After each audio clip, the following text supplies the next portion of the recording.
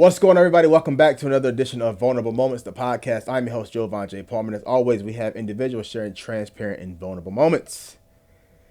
I have a special guest today. Hold on, you changed the podcast? Where have you been? Living Blessed does not exist anymore. Okay. As a podcast. That's my bad, Joe. Clearly. My bad. I changed it about... This is part of the episode, just to let you know. That's fine. Okay, cool. Dang, where I been at? I changed it about a month ago now. A month now. Oh, yeah. So that's not that long No. Okay. No. I changed it because I wanted to go very deep in conversation. Mm-hmm. And I feel like Living Blessed didn't speak to the conversation I wanted to go to. Yeah. So there we are. Well, I like it. Let's go. You like it? I love it. I love it. All right. Introduce yourself. My name is Tanesha West. I am here with Joe. You want to start over? No. Okay. We'll keep everything raw over here. We don't hide nothing. I didn't even know the podcast name changed. That just threw me off. I was like, hold on. What just happened? So do you need to start over? No. You sure? I'm okay. Okay. Hey, you guys. My name is Tanesha. Of course, this is Joe over here. I'm happy to be here, so thank you for inviting me. Appreciate you coming through. I know you got to go home. I'm always on the road. I know. But I'll be coming to see you, Joe, so don't worry. You'll see me next week. I'm going to hold you to it. I'm going to hold you to it. So, let's start off with, where are you from? I am originally from Cleveland, Ohio, but I currently live in Jacksonville, Florida. Okay. I was growing up in Ohio. I heard. Cold. Just cold. That's my memories, being in the cold. Really? Yeah. That's all you got to remember? No. But when I think of Cleveland sometimes. That's all you think is cold. That's how I think about Syracuse. Cold. Oh, Syracuse? Yeah. Oh, so you understand. Oh, absolutely. My mom made me walk in a blizzard one time. Me too.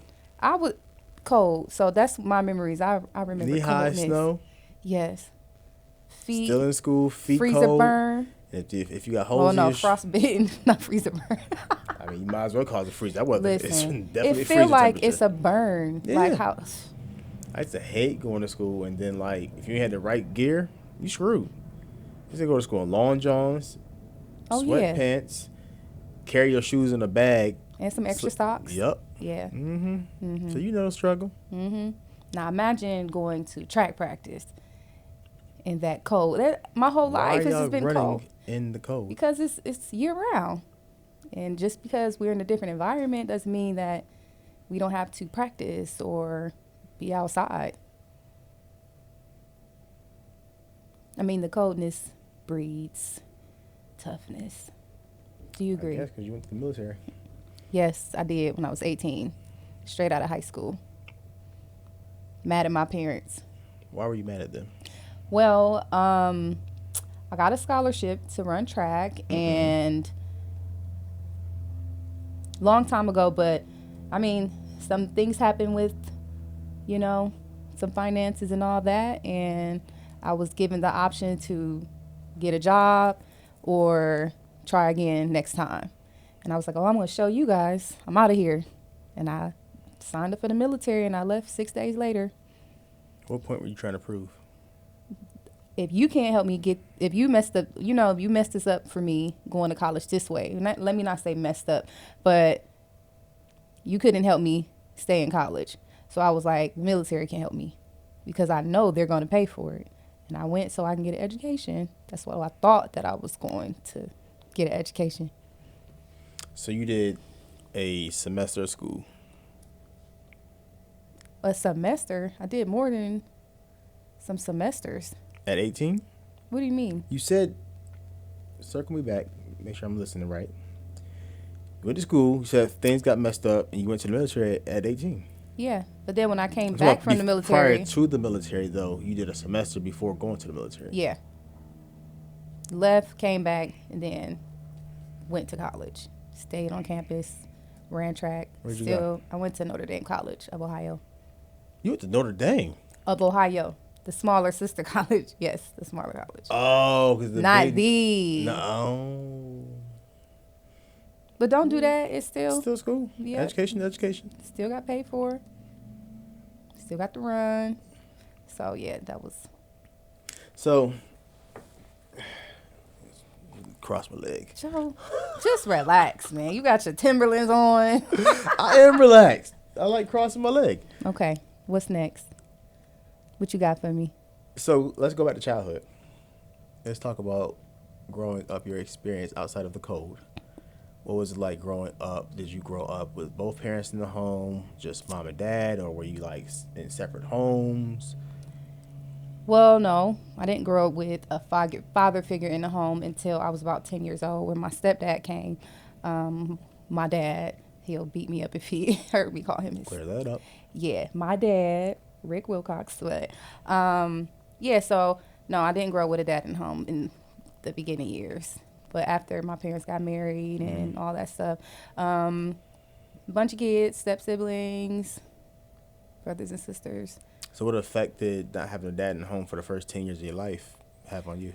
I mean, I was always wondering, like, why I don't have a dad around. Like, am I not good enough? Like, I'm jealous of other kids, like, because I ran track too from middle school, all that, all my sports, like drill team, cheerleading, all that stuff. My mom was there, but not a dad. So just always a little unsure, you know, feeling a little unstable when it came to that. Yeah. Like, not confident. Like, well, I don't have a dad, so I can't really say nothing, or I can't participate in this, or, you know. Yeah. So, like, having those issues and kind of going through that, do you feel like, even though your stepdad came into the picture, do you feel like how was it like? Because for boys, like, you know, the kids I worked with in the group homes, they would always mention, yo, you're not my pops. And I'm like, yo, I'm not trying to be your dad. And then when your stepdad came into the picture, was it a thing for you? Like, yo, like, you're not my father. Oh, for sure. For sure. Because I took it as though, like, you are here now, so this is going to take away more time from me spending with my mom. Because my mom was a paramedic. Like, she worked a lot. We were home a lot alone, like getting ourselves ready and stuff. But my mom was a hard worker. So I had an older sister, so she took pretty good care of us.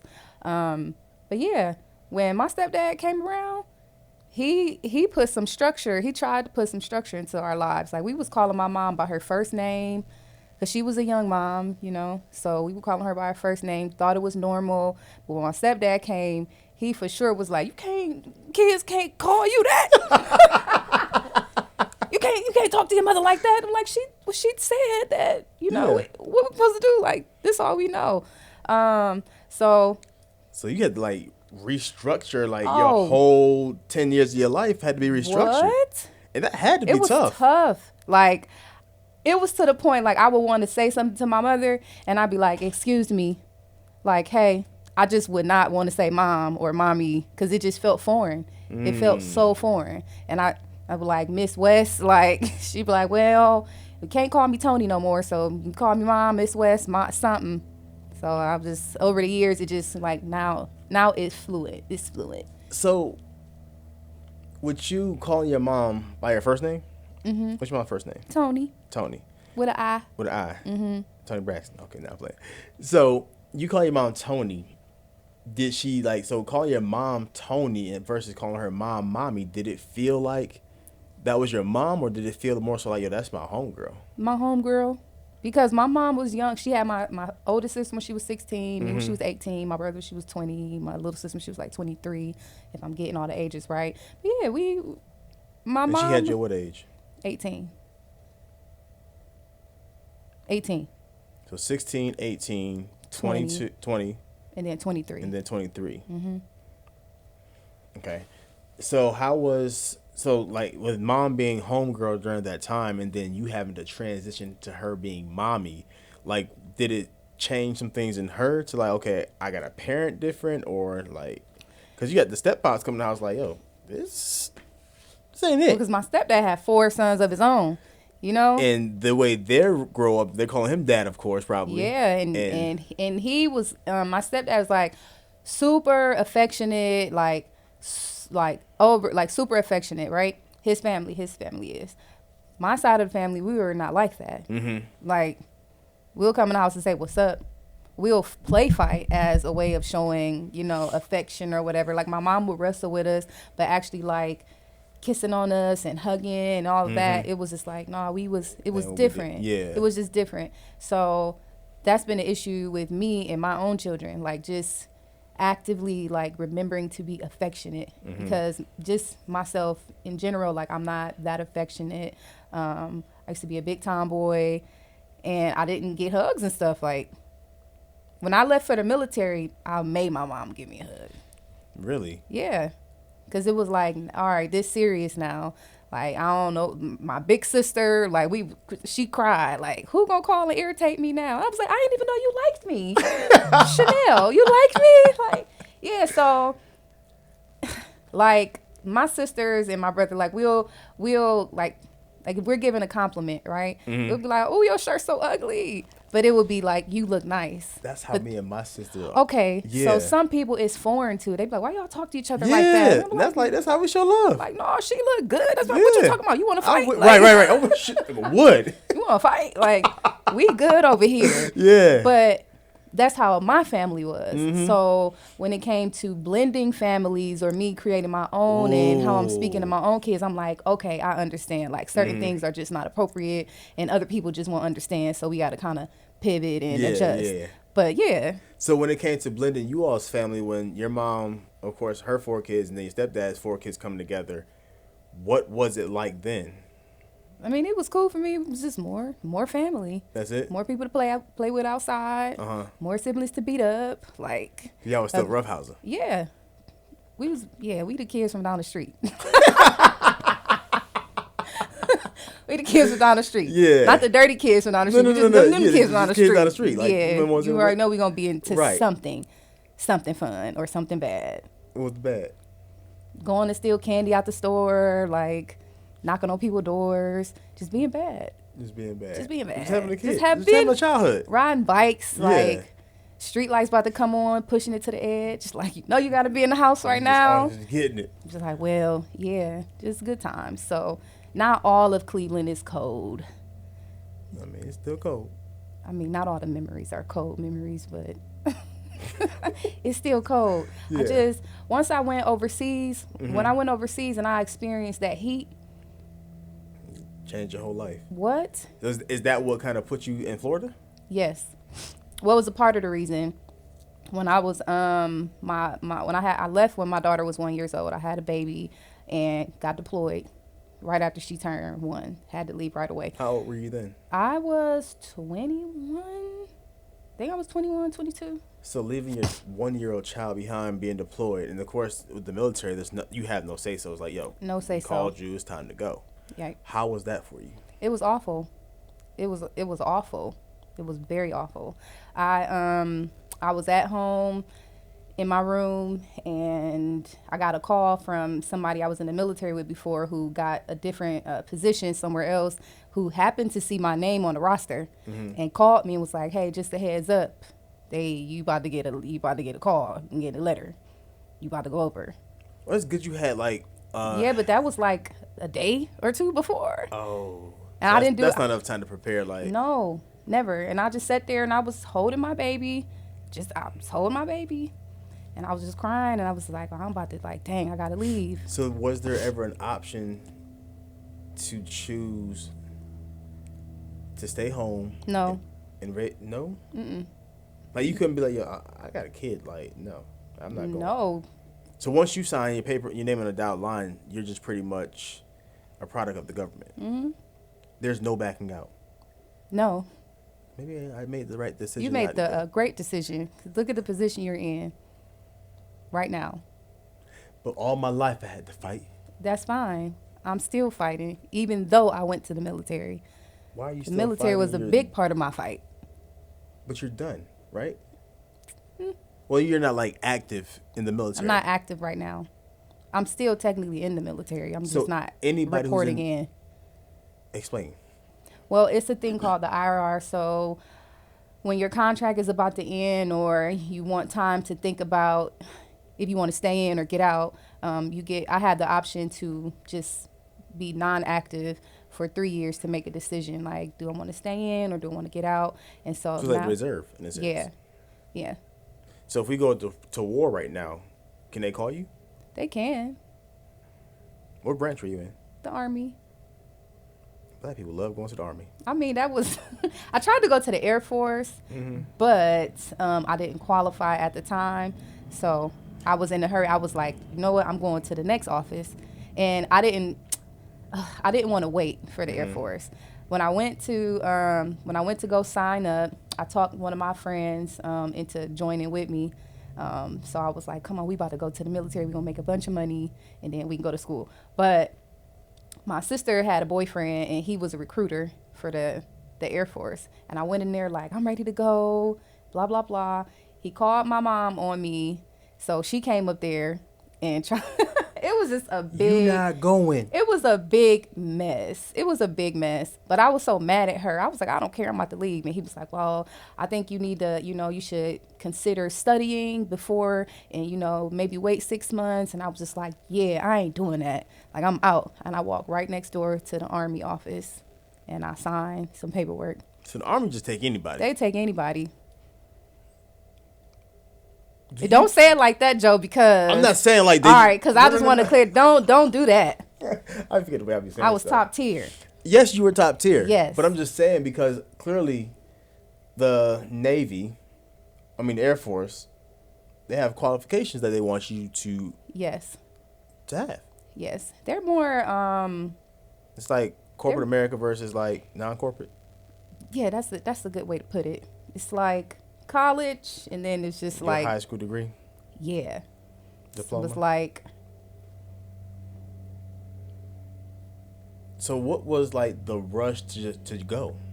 Like even the guy, your homeboy, was like, "Yo, just wait 6 months," and you was like, "No, I need to go now." What was the rush, the driving force to make you want to really just go to the military? Always been that way.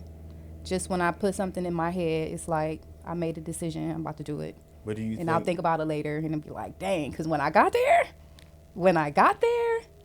I literally was like, what am I doing with my life? Like, I'm about to kill myself because this is crazy. These people are crazy. They're screaming at me. They're spitting on me. They're yelling in my face. My eardrums hurt. Why am I here? It's cold. We standing in the rain. Like, I had all of those thoughts going through my mind. But as far as, like, being in the physical and all that, it was a piece of cake. So at least I had that advantage. I was already an athlete when I went. So I was able to keep up.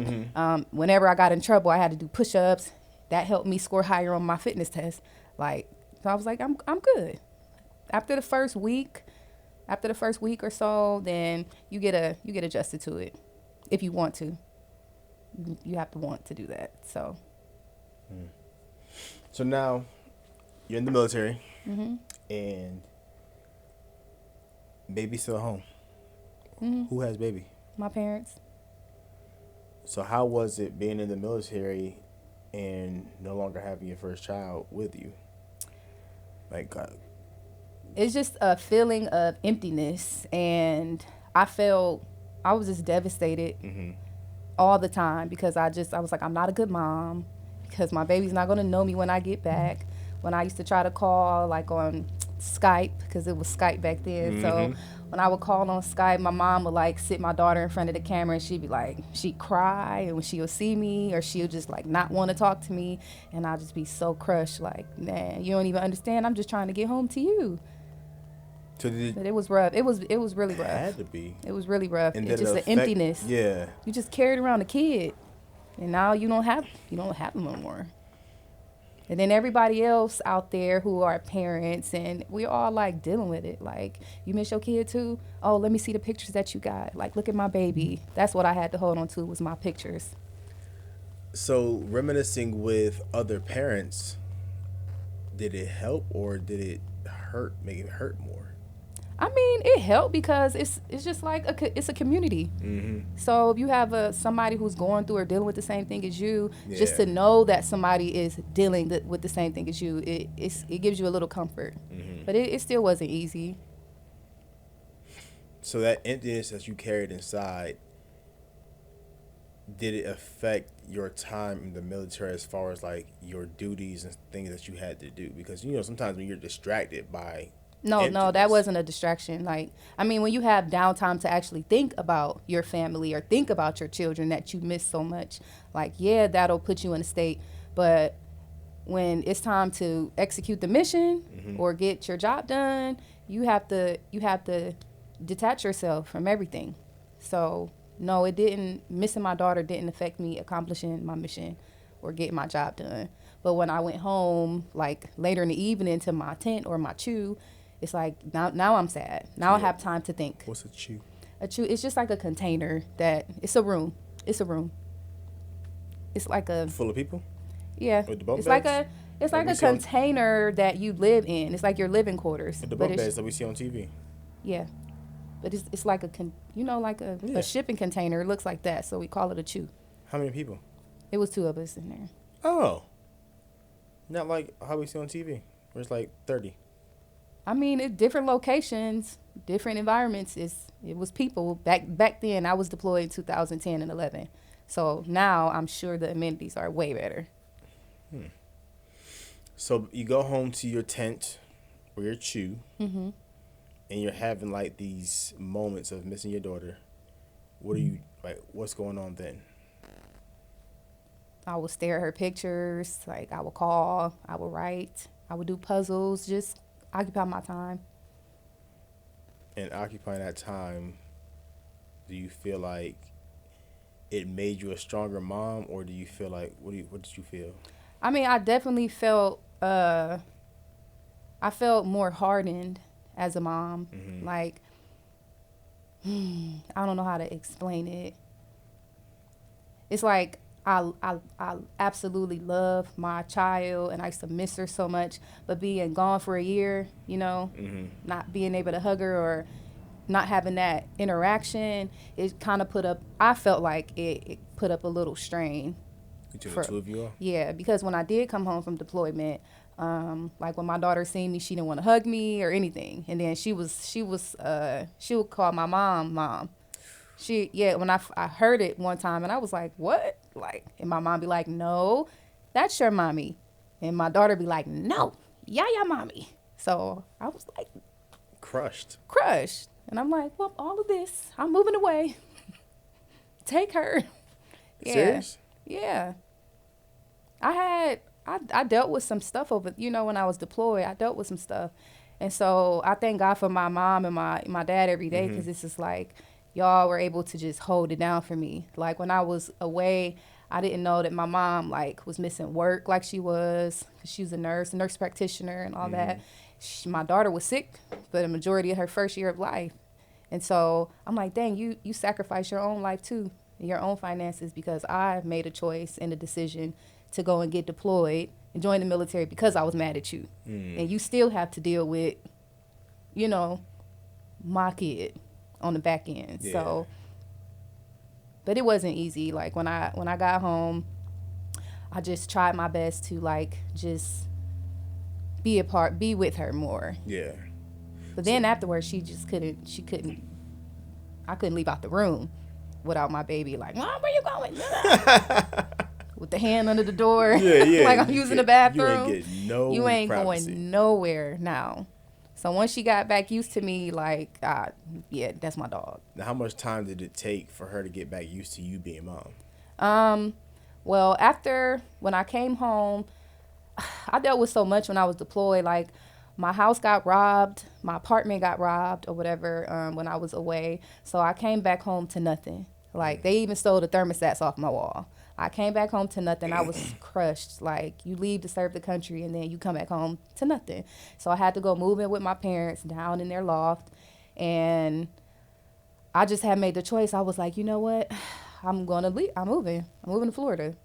Because my daughter was so sick all the time. I took her to a specialist and it was like only like hot weather or humidity would help her with her breathing and her asthma. Like her nose had ran every single day. Crazy.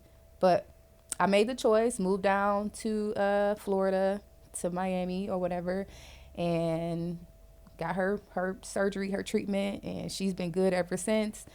And from there, like, my mom still didn't let me bring my daughter home with me right away. So when I moved to Florida, I had a couple weeks on my own. So I found a place, got set up and all that. And then my parents was like, all right, well, she can come down there now.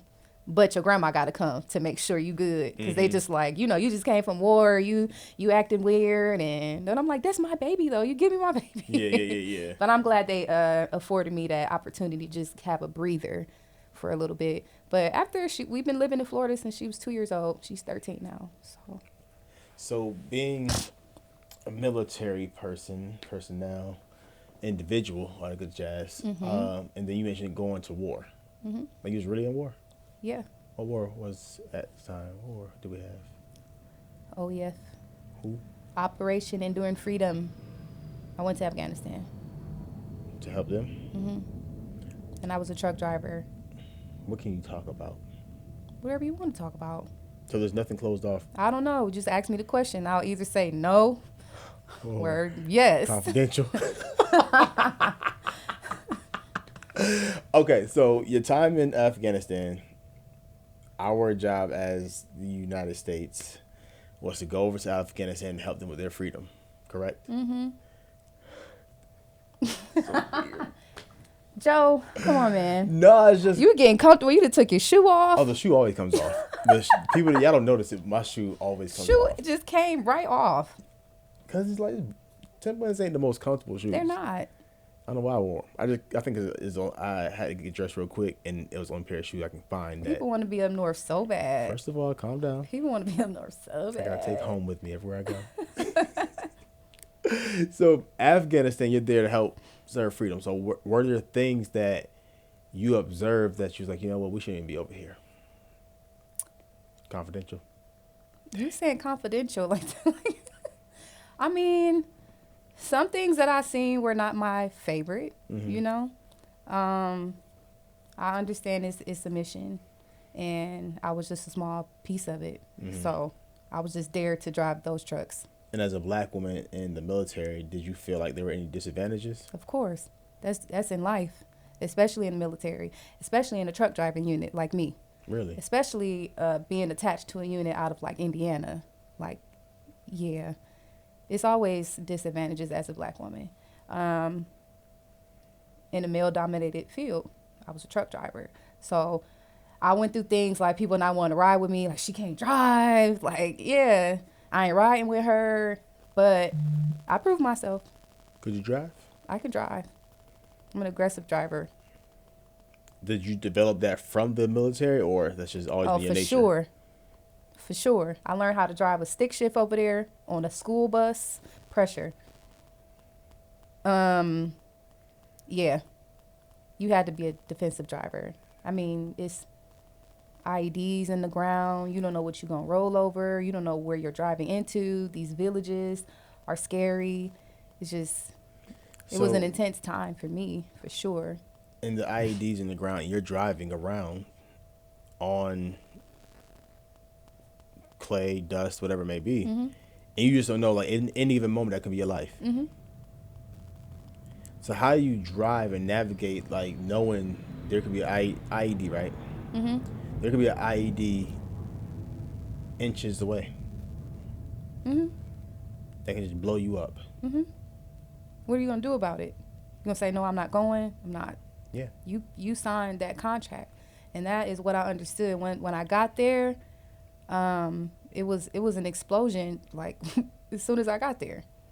And I was like, yo, I'm under a bed. Like, oh my God, like, this is what really is happening right now. But yeah, I mean, of course you're gonna be afraid, like, unless you just have that personality type where nothing scares you. But I don't feel like there's anybody in the world who isn't afraid of something. So you just have to put on your peace shield and talk to the universe. Tell God, like, you know, thank you for letting me come back here if it happens today.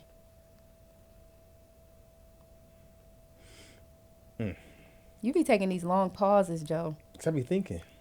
Okay. Can I think? I be thinking, then I be taking it in. Because the military, to me, I've seen it do some things to people. And I feel like you came out on top. Well, that's the thing. Mentally. Now. I feel like it made you a stronger person. Well, I won't say it just made me a stronger person. I just had to get through it, period. Um, I don't really feel like the military makes you a stronger person. Really? I feel like it can alter your personality a lot. Absolutely. So Yeah. it's up to you how you choose to handle it. Mm-hmm. Like everybody always says to me, like, "Oh, you don't look like you have PTSD, or you don't look like you were in the military, or you don't look like you did these things. You don't look like you rolled over into a lake, nothing." You But rolled it's over into a lake. oh yeah, over there too. That's what I'm like. I went through some trauma over there. Talk about it. Yeah, but I mean, I internalize a lot of things and I Mm-hmm. find outlets. So I wasn't mentally stable when I got home. I wasn't. From the things that I seen, that I experienced, I was not mentally stable, and it took a lot of reflecting, a lot of reading, personal development, like just sitting with myself. It took a lot. Even talking to therapists. Mm-hmm. So, what are some things that you discovered about yourself? Like once you're home and you're sitting with your thoughts and you're sitting in the idle with an idle mind, what are you thinking about? Like, what's going on? Well, one thing that I always think about is all the events that line up to this particular time. Mm-hmm. And I understand and realize it's like I'm stronger than what I tell myself. It's like I've made it through a lot of things. Like I've overcame a lot of things. Yeah. So for me, it's just like I might be down for a second and be like, "No, you pretty dope. Like you pretty tough. You're strong. Like you can fight through anything. You have intestinal fortitude. Like that's me." So for sure that helped me realize that when I'm alone and thinking. I don't like to see people hurt. I don't like to see depression and poverty. Um,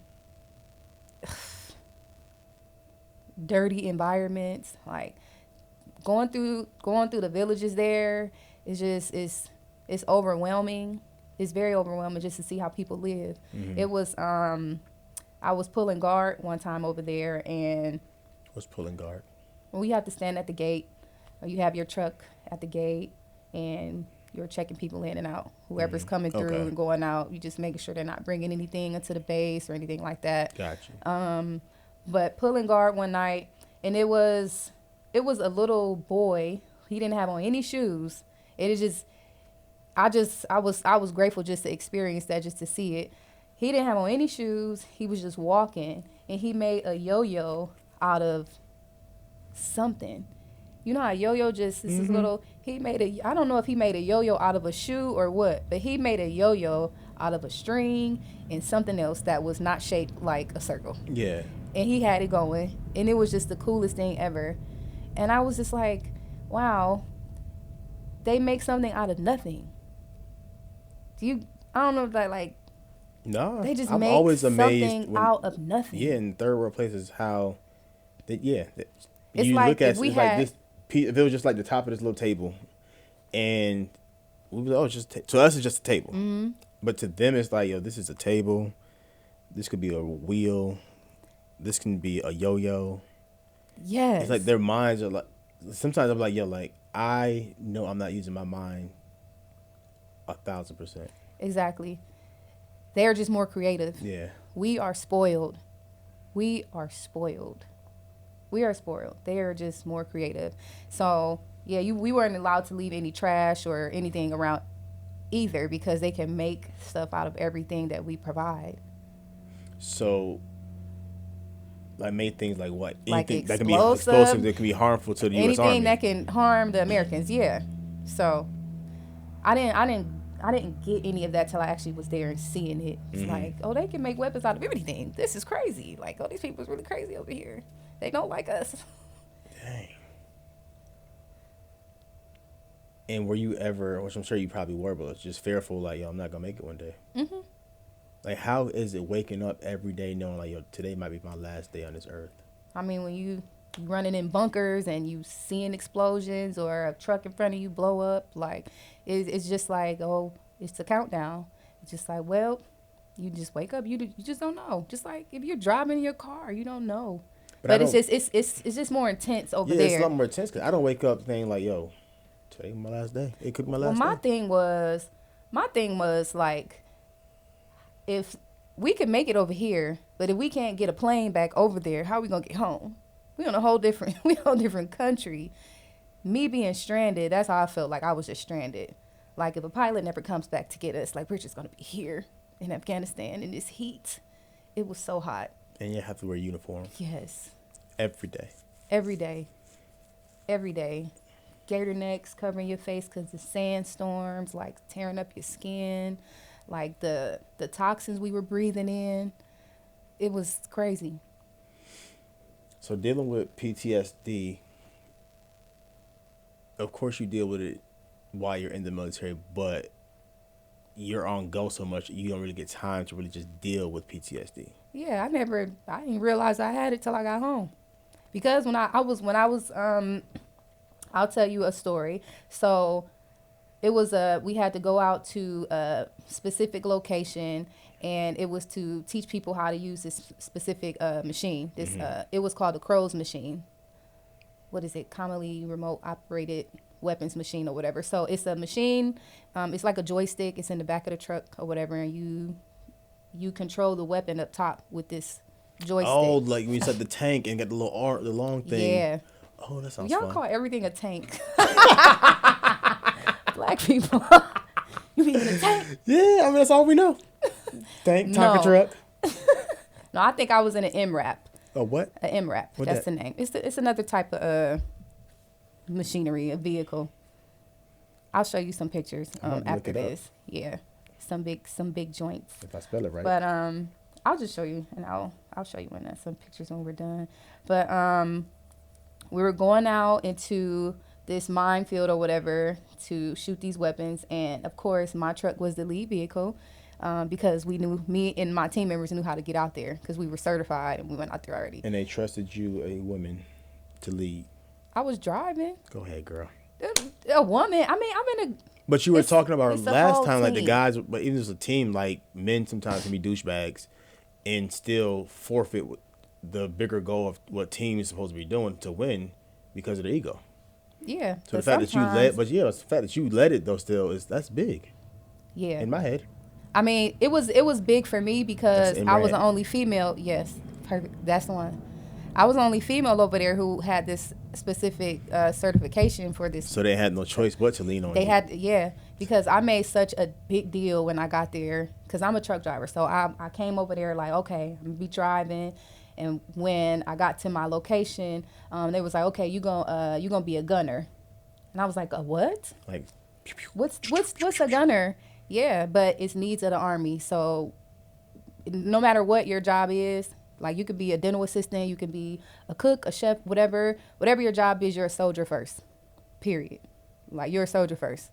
So I'm going over there like, oh no, I'm a truck driver. I'm not doing that. Did you sign to be a truck driver or yeah, that's just what that was my job in the military when I joined. I was an 88 Mike, a truck driver. That's what you signed up for. That's what they said, yo, this is what you're going to do. No, that's what I signed up for. Why'd you want to sign up to be a truck driver?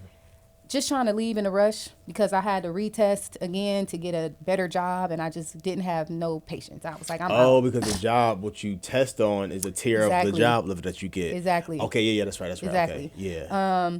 So I went over there like, I'm a truck driver. This is what I'm doing. And they had other plans for me. They was like, oh, you're going to be a gunner. And I was like, no, I'm not doing it. So I went crazy, screaming, crying. I went into the first sergeant office. Like, they talking about, excuse me, first sergeant. just all out of regulation, talking to, like, knowing I'm supposed to have my hands behind my back, everything. I'm just like, I ain't doing it. Send me home. Send me to jail. I'm not doing it. And so they made it so I was able to take this class. I still had to control the weapon, but I got to stay in the truck.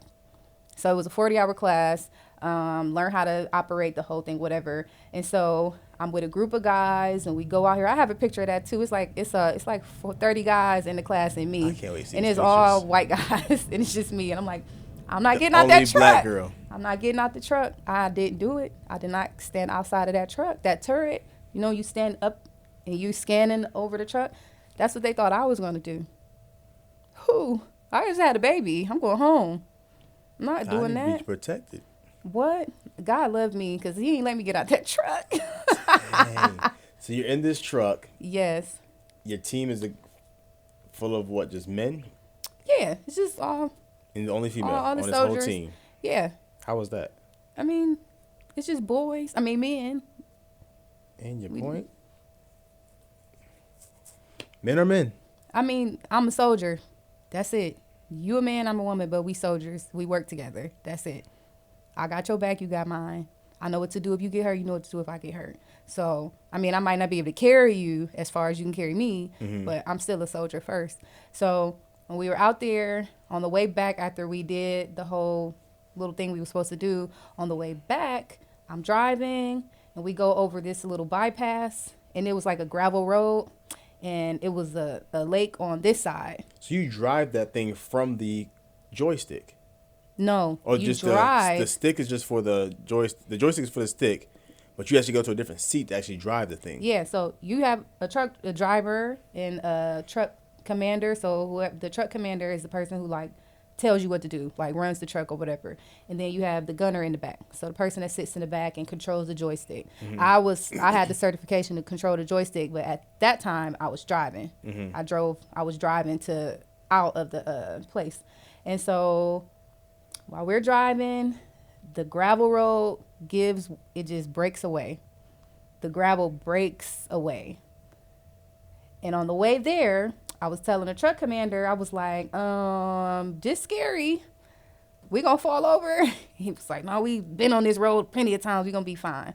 And so when we were driving, he radioed back to the other people because we started to rock. And he was like, hey, y'all take it easy. Before he even finished the sentence, we was in the water. In the water. Look at my voice. We were in the water, Joe. When I tell you everything went pitch black, have you ever been underwater and it just pitch black? No, I keep my eyes open. Yeah. So this was like this is how I got PTSD, like from this incident. When it came to driving, when I got back home after my deployment, like I was just terrified to drive on the street. Like, but yeah, our truck flipped over in the water. And thank God for the gunner in the back, for real. He, it's like if the weapon is turned around to the back, it locks it. It like seals, it seals the turret or whatever. He had enough sense to turn it right before. While y'all were going.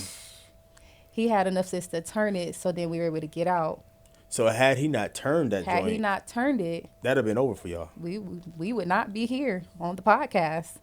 I think about it all the time. Like, man, like my chest feels heavy, and it's just scary. But it's like you got out of it. So you gotta think very quick in the military. Like you gotta be able to think on your toes. Oh, for sure. That's why it's so important for people to stay calm, to be disciplined. So I'm an advocate for yoga for anybody. This is like you just learn how to hold, like to keep your breath, pace yourself, like think it through, breathe it through, breathe it through. I got you. Because I want to get into yoga because my breathing is horrible. No, it's not. Okay. You just have to learn how to control it. I have asthma. Okay. I have respiratory issues. Okay. It's like I said, now I'm playing. Okay, so. If we're thinking it, then it is so. That's a man thinketh, I know. Yes, you are healed. Amen. So, you're in this. It's got a turret. What's it called? It's a turret. A turret. That's the hole that's at the top. But we were in the in the MRAP. MRAP. MRAP. It flips in the water. It blacks out, or did you black out? No, it blacked out. Because I was very so much dark up under the it's water. It's just so dark, and I immediately try to like turn and start kicking the door, but that's like 400 pounds under the water with that pressure. It wasn't no way. But then eventually I heard like, where is West? I had to be the last one out of the vehicle because I was up here. The truck flipped over and we on the side, right in the water. So, but the gunner in the back, he turned the turret. The hatch was able to open, so he was able to get out. And then the truck commander was just sitting there. He was just laying there, still in his seatbelt. And I'm like this. I'm turned this way. My legs is in the air. Is there water getting into it? Yeah, it's water starting to come in because the turret came open. We in the water. The water was coming in. And I just started yelling at him. I was like, get out the truck. Like Sergeant Jackson, get out the truck. Get out the truck. Get out the truck. Get out the truck. Because he was taking his time. But he was just thinking it through. Like, that's why he was in control of the vehicle. Like, he give you the direction. But I'm like, yeah, I see why people are in positions that they are in. Yeah. But I thought that I was gone. Like after I start screaming at him, like get out the truck, I closed my eyes and I was just like, where's Wes? Where's Wes? And I was like, oh my God, they can't find me. I'm gone. No, because I don't. It's black. That's not you done funny, flipped but over it's- in the it's water. not It's funny, but funny. it's funny. It's funny because that's how Yeah. I felt. I was like going nuts on the inside. So you thought you was in the afterlife. I thought I was in the afterlife. I thought I was in the afterlife. If you just hear that, it's just dark and it's like, where's West? Because you know they call us by our last name. Where's West? And I was like, I'm dead. Oh my God. But I was able to climb out. They came and told me to get out. I got out. I had to climb from the front all the way out to the side.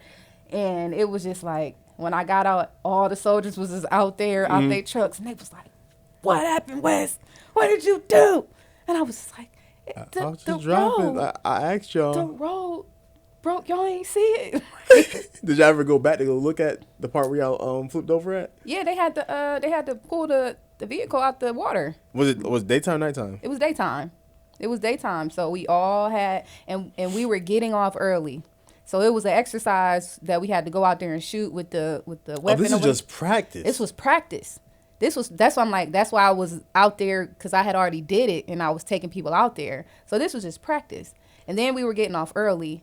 And then for the truck to go over in the water on the day that you get off early overseas, when you're in the combat zone, it's just like terrible. So now you gotta do all this paperwork, go get checked out. Paperwork, and everybody mad at me because this actually holds up everybody else's day too. But it's not your fault because But but you told them like, yo, this something does not seem right.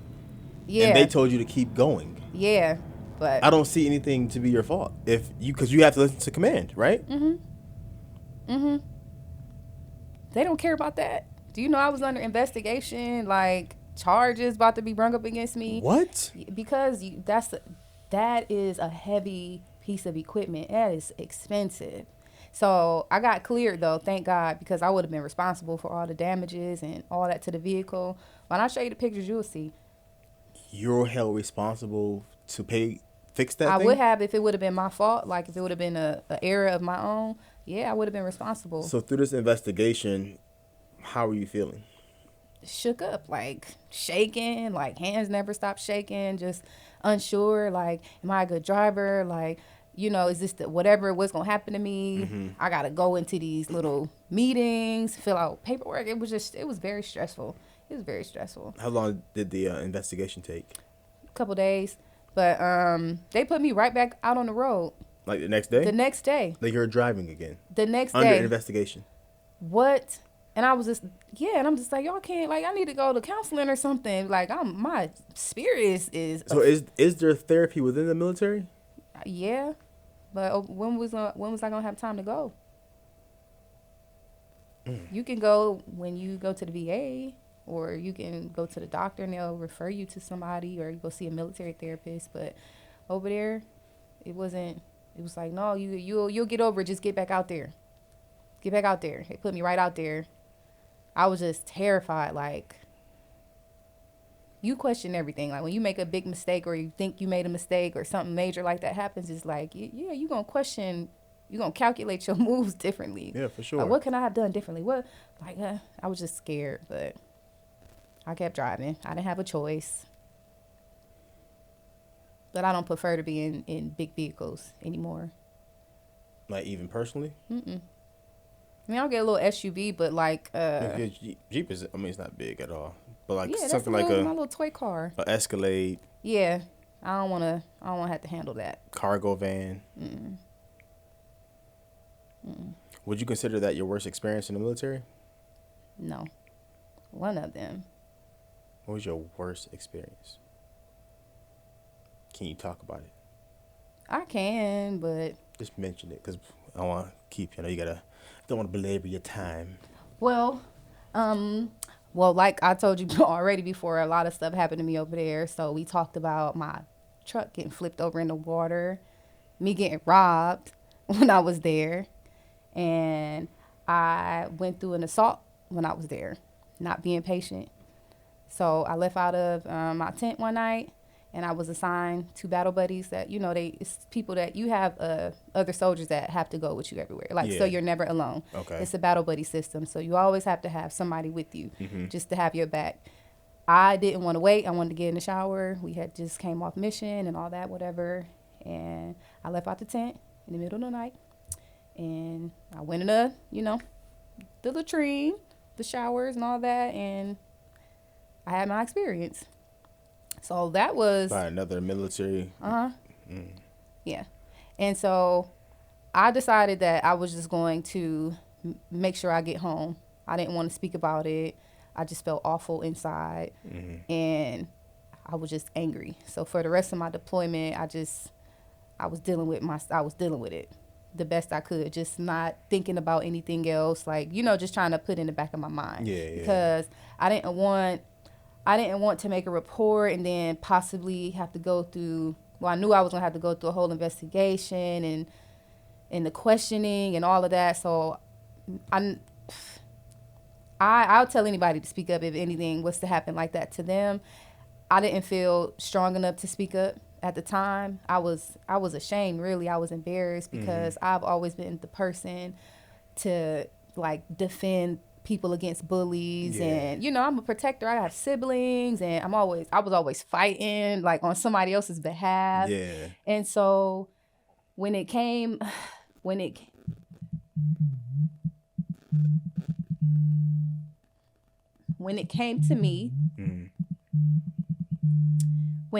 me,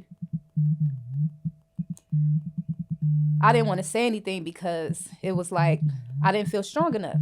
It was like I can't even defend my own self. Thank you. Yeah, you need some tissues right here. My sister told me that too. And you got me over here.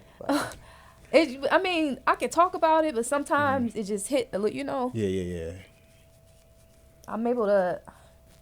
it took forever for me to even start talking about it, like to even be able to verbalize it and say it out my mouth and admit what happened to me and admit that I'm not as strong as I thought I was, because that has always been my thing. Like, oh, I'm tough, I can do this. Like, no, I didn't feel strong because I couldn't defend my own self. And I felt like people would judge me too. Like, you let that happen, or you ain't do nothing, you ain't say nothing. Well, I would have did this, and I didn't want to deal with that. So I dealt with it my own way. And how was your way? Just suppressing it? Suppressing it, drinking wine every day, full bottles, like just not being kind to myself, not thinking I was beautiful anymore. Just want to hide myself and just indulge in work. Like, I just didn't want to think about it. But once I finally started doing, some personal development, and I was like, you know what, I have to face this. And I just didn't know how I was going to tell anybody. But when I started doing yoga, it kind of like opened me up. And it just started like mending my heart and just giving me purpose and helping me to feel beautiful again and strong and powerful. And I learned to just conquer my own mind. So that's why that's why I do yoga. Thank you It for helped sharing me. that. You're welcome. You want my tissue? It's going to be okay. It's like a little tear right here, though. I see it. You see it? I see it. I'm like that. So through yoga, it's helped you to begin your healing journey from what happened to you. For sure. And of course, I'm sure there was like some self-blame in it, because that's what happens of sexual assault. Like myself, like I thought it was my fault. Like I thought I put this on me. And I'm sure you experienced that as well. So what are some things that you can offer to someone who's experienced what you have, either military or not military, but through yoga, how can they begin their healing journey? Well, for me, I'll just speak for myself. For me, yoga just challenged me to just stay still and stop running away from how I felt and my issues. So when I got really into it and started challenging myself and just finding myself like holding the postures longer or just craving to just be on my mat, it just changed something to me. Like, say I'll be in down dog, right? And I'm just hanging out in down dog, and you know, you have other people around you that's not stopping, and so that's kind of, it's an ego thing. It was an ego thing in the beginning when I started doing yoga, like I can put my leg up high like everybody else. I can do this. I can, whatever. But after I understood, like, let my ego go, just stick to my own practice, be on my own mat, just deal with self. Don't worry about anything else around me. So whenever we do yoga together, you'll always hear me say throughout our practice, like, you don't have to listen to me. I'm just a guide, but this is your practice. Take what you need from it. Get what you need. You don't have to do whatever I'm doing. You can do what you want. If you want to go to sleep, you can. But it's up to you. It's just how you're healing your own self. But yoga is just, it just makes me think. It helps me stay grounded. It gives me clarity. My focus is crazy. Like when I am focused, like it just helps me out. It just makes me feel empowered and strong. And I teach other people. So I have my tribe now, and I got my certification because I was like, people just have to experience this. Like they have to just experience sitting with themselves.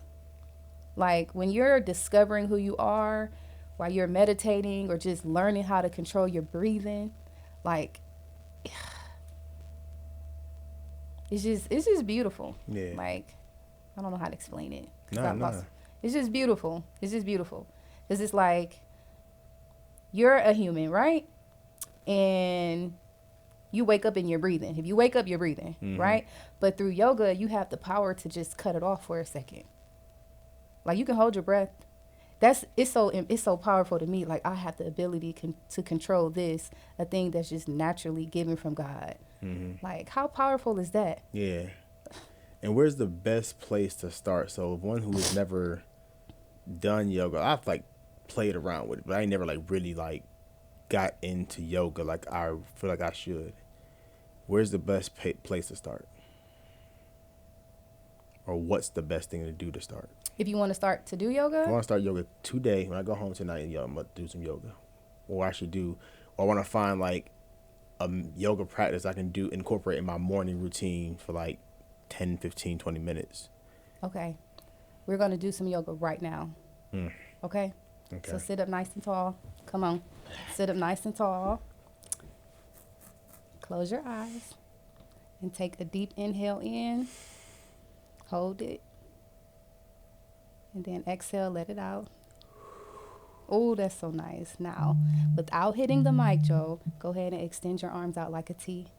Extend your arms out like a T. You know the letter T? Extend your arms out like a T. That is right. And go ahead and wrap your arms around yourself. Give yourself a nice big hug. Squeeze it. Give yourself a hug. Whoever you want that hug to be from, go ahead and give it to yourself. Put a smile on your face. Put a smile on your face. Now you can let go. You just did some yoga. That was yoga? Really? It's not all just moving and exercising. Yeah. Yoga is just breathing. Yoga is loving yourself. Yoga is just putting a smile on your face, feeling positive, sharing good energy. I had yoga all wrong. Yeah.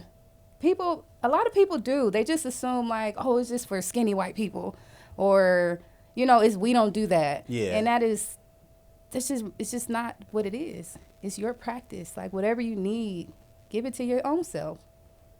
It's not just warrior one. Like it's not that. It's your practice. So it's out here. You loving yourself, Joe. So y'all who watching this right now and who are listening, put your arms out in a T. Cross them. Hug yourself. Smile. And just think about the person you want to hug. You know what I thought about? Who did you think about? My younger self.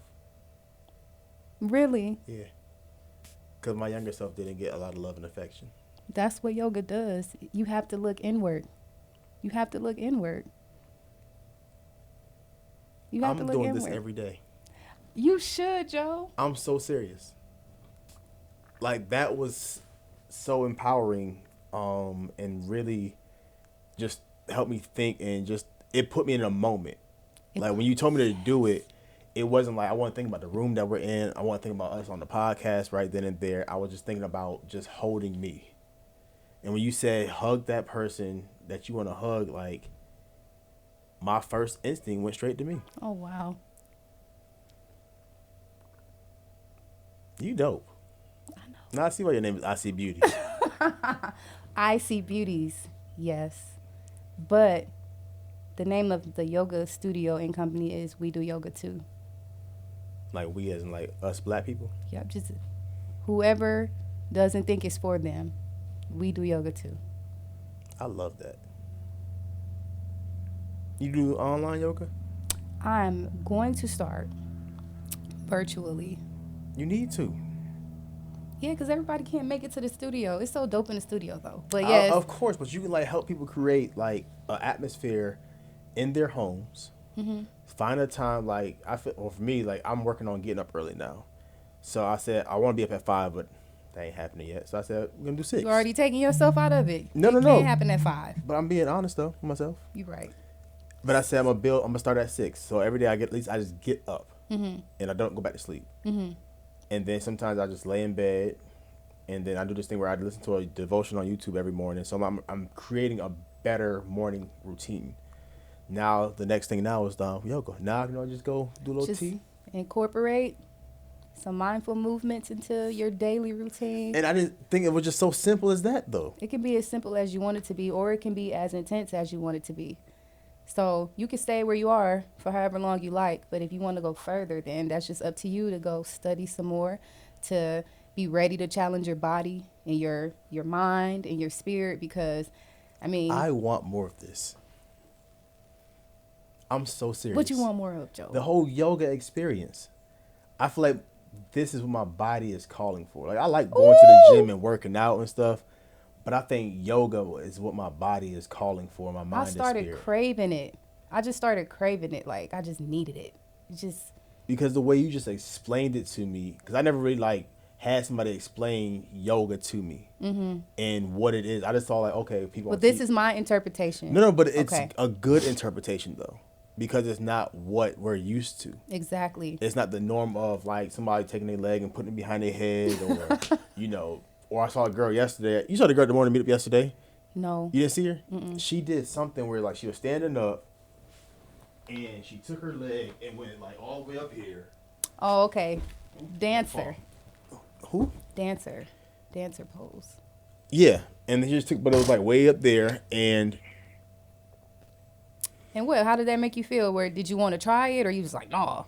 No, I be want to try anything. Okay.